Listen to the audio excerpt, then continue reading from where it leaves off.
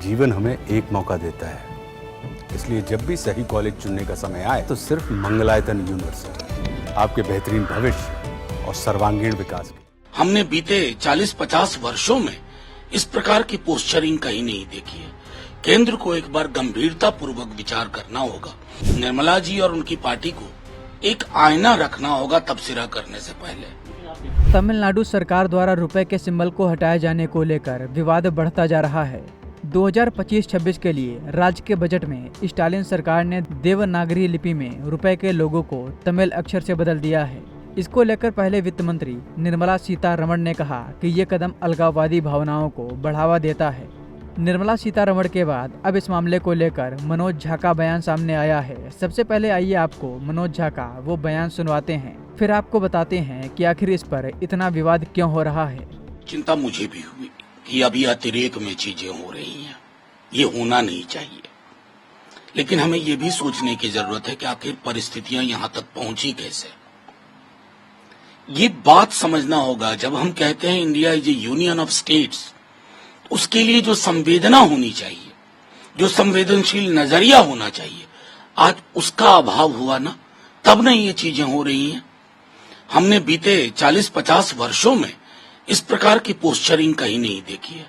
केंद्र को एक बार गंभीरता पूर्वक विचार करना होगा कि ये जो कोऑपरेटिव फेडरलिज्म का आपका नारा है, ये स्लोगन खोखला क्यों साबित हो रहा है।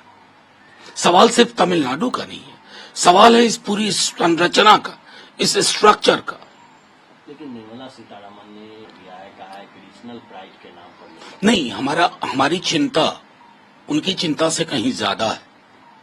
मैं नहीं मानता कि तमिलनाडु के चीफ मिनिस्टर अलगाववादी प्रवृत्तियों को जन्म दे रहे हैं, लेकिन परिस्थितियां अगर यहां तक पहुंचती हैं, चाहे भाषा का सवाल हो, चाहे डिलिमिटेशन का सवाल हो, उसको नलिफाई करने के लिए, उसको एड्रेस करने के लिए अभी तक क्या गया है, क्या बोला गया है, क्या पहलकदमियां ली गई हैं। तो निर्मला जी और उनकी पार्टी को एक आईना रखना होगा तबसरा करने से पहले। लेकिन आप देखिए, तमिलनाडु के मिनिस्टर का बयान आता है, दुरई मुरुगन है, और उन कहते हैं कि नॉर्थ में ये इस तरह की आपत्तिजनक। वो मैंने कहा ना कि इस तरह की जुबान का कोई मतलब नहीं है। इस तरह की जुबान को खारिज किया जाना चाहिए। मैं 100% इस तरह के बयानों को अपने दल की ओर से खंडन करता हूं, लेकिन परिस्थितियां यहां तक जो पहुंची हैं, मैं दोबारा दोहरा रहा हूं, चाहे डिलिमिटेशन का सवाल हो, लैंग्वेज का सवाल हो, मैंने सदन के अंदर कहा, भाषाओं के बीच सहोदरा का संबंध होता है। हर ईंट बराबर की है, चाहे भाषा की हो, मजहब की हो। इस देश में किसी ईंट को बड़ा करने की, दिखाने की कोशिश होगी तो ये संरचना पर आघात होगा। बता दें कि शुक्रवार को पेश होने वाले बजट से एक दिन पहले मुख्यमंत्री M.K. स्टालिन ने इसका टीजर साझा किया है। इसमें रुपए के लोगो की जगह तमिल भाषा में रुपए का लोगो बना हुआ दिखाई दे रहा है, जिसका मतलब रुबाई है। ये तमिल भाषा का शब्द है। बता दें कि भारतीय रुपए का सिंबल IIT गुवाहाटी के प्रोफेसर D. उदय कुमार ने बनाया था, जिसको 2010 में UPA की सरकार ने अडॉप्ट किया था।